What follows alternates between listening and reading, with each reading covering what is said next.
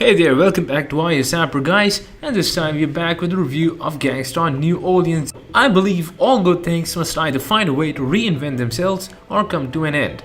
Unfortunately, after spending some serious time with Gangstar New Orleans, the sixth and the most recent installment of Gameloft's ever-popular series of open-world action-adventure games for mobile, it's hard not to wonder whether Gangstar has jumped the shark. Gangstar New Orleans isn't a terrible game though. It's an enjoyable enough experience that will likely keep fans of the series and newcomers who are intrigued by the game's Grand Theft Auto style look and feel. It's a chance to let loose from the expectations of modern society for a bit, and as the name of the series suggests, play the role of the big bad gangster taking over turf and driving way too fast on city streets. For all intents and purposes, it does exactly what it says on the tin. For a lot of players though, this will be enough.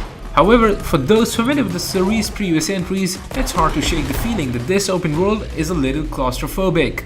With mission suggestions at the ready, there's not the same need to immerse yourself in the city's street, searching for your next task, taking your time along the way. These suggestions can make you feel a little boxed into the game's suggested narrative, which isn't as smooth as in previous Gangstar games. Compared with Gangstar Rio, City of Saints in particular, the missions themselves feel a little bit stale, as do the combat mechanics. Drive from point A to point B without getting arrested, take out a few guys here and there.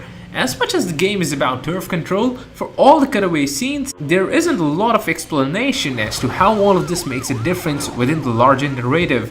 In terms of mechanics, a lot has changed in the mobile shooter world since Gangstar Rio. There's a lot that can be learned from how other games like Modern Strike Online have dealt with the aid success rate issue that still plagues gun-based games.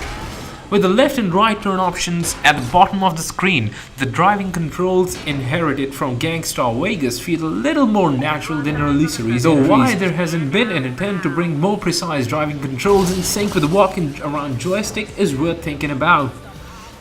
One thing that Gangstar Rio does really well is trying to reflect the city's unique history and culture. For a city of 1.2 million people, New Orleans has always punched well above its weight culturally, and there's perhaps no city with a more engaging mythology.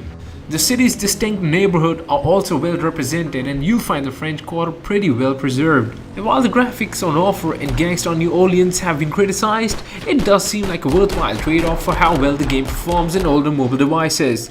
Given the scale of the game, this just wouldn't be possible with richer graphics, and those who aren't on latest generation devices should be grateful for the decision at a time when some of the cooler games are falling out of reach. Gangstar New Orleans is free to play on both iOS and Android devices. Like all free to play games in this general genre, there are oodles of in-app purchases on offer. So guys, this is all there is to it. Hope to see you next time on our next video.